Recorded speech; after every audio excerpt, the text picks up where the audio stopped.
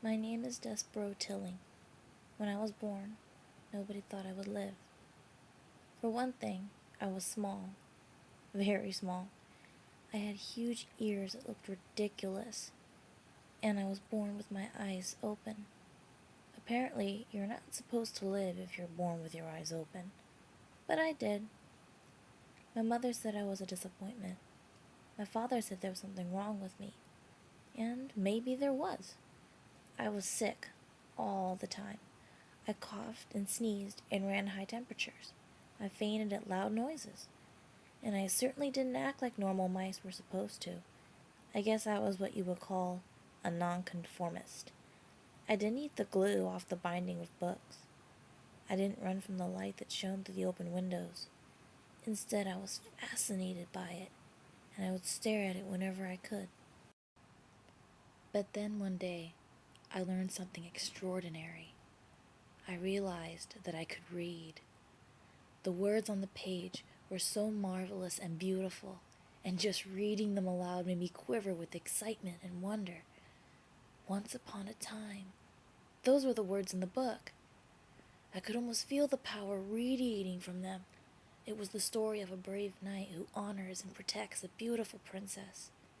Little did I know that this was my own story, and it had only just begun.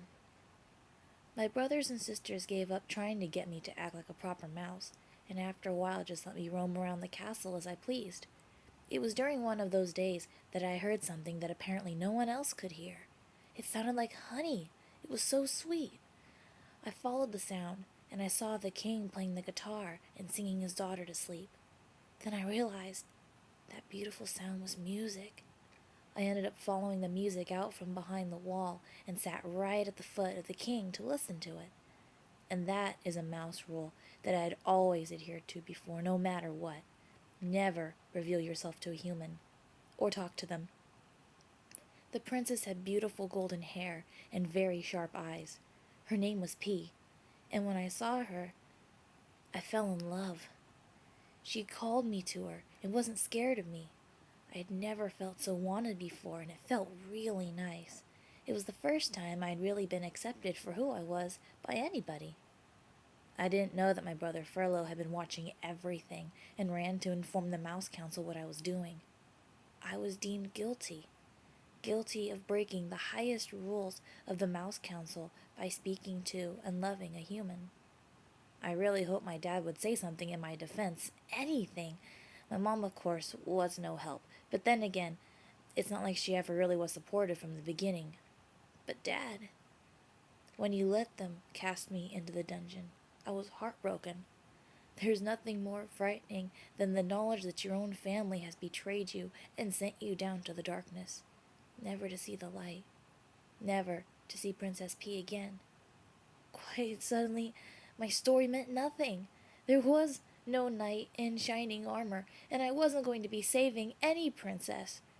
Was there even such a thing as happily ever after? They tied a red thread around my neck, the red thread of death, and kicked me down, down, down into that dark, dank abyss where criminals and lawbreakers of the mouse world are said to never emerge alive again. When I woke at the dungeon floor, I only saw bits of red thread and the bones of mice. It smelled of death and despair. It was the smell of rats. Little did I know that I would be making a friend in the dark, gloomy depths, a friend who craved a story and the light it held. His name was Gregory, and he was the human jailer of the castle dungeon. So, in order to save my own life, I was to tell him a story. So I told him the only one I knew about the knight and the princess, and how he honored her and lived happily ever after.